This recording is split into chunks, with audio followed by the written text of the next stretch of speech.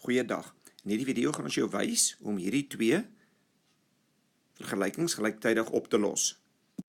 Voordat ons die som verduidelik, onthou asseblief, indien daar enige skoolwiskunde probleem is waarin jy vasloop, kan jy vir ons dit met 'n WhatsApp foto aanstuur na hierdie nommer toe, dan sal ons die probleem vir jou probeer oplos en so gou as moontlik vir jou 'n antwoord terugstuur verniet. Hierdie vraag sê dan, los gelyktydig op vir x en y. Omdat die twee vergelykings is, daarom die woord gelyktydig. Wat ons gaan sien is dat een vergelyking is gewoonlik 'n bietjie moeiliker, die ander een is bietjie makliker. So ons gaan na die een wat die maklikste toe is, en ons kry of die x of die y alleen. In hierdie geval is die x reeds alleen. Ons hou ook daarvan om die twee vergelykings te nommer. Enige een kan jy 1 noem, en die ander een gaan ons dan 2 noem, dat ons oor hulle kan praat.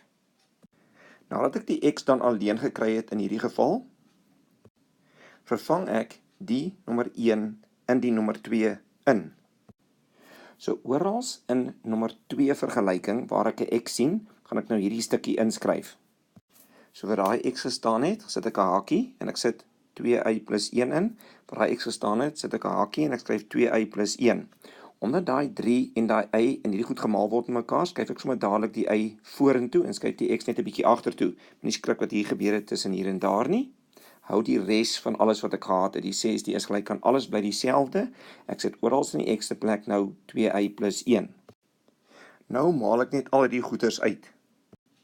Omdat hier 'n kwadraat staan, beteken dit die hakie moet 2 keer met homself menigvuldig word. So ek maak dadelik 'n ekstra hakie hier voor vir my, trek hy kwadraat dood en dan gaan ek hierdie net nou uitmaal. Indien jy die twee hakies met mekaar uitvermenigvuldig het, gaan jy later hierdie antwoordjie kry. Jy gaan daai minus 2y afbring, dan gaan jy daai 3 daar inmaal. 3 maal 2 gee vir jou 6y kwadraat, en daai 3 daarna toe gee vir jou plus 3y is gelyk aan 6. Dan sien jy hierdie is 'n kwadratiese vergelyking, so ons gaan alles een kant toe bring en gelykstel aan 0. Wat ons so sal lyk, en nou faktoriseer ek net normaal. Ek het eers gedeel deur 5 regdeur, toe kry ek 'n vereenvoudigde kwadratiese vergelyking. Nou gaan ek hierdie faktoriseer. Dit breek dan op in twee hakies wat so sal lyk. Dan kry ek my eerste twee waardes, y is gelyk aan 1/2 of y is gelyk aan min 1. Moet net nie nou skrik nie, ek het die som net vir ons opgeskryf hier na boontoe, en toe ek daai stukkie vir ons oorgeskryf, so ons weet nou, y is 1/2 of y is min 1.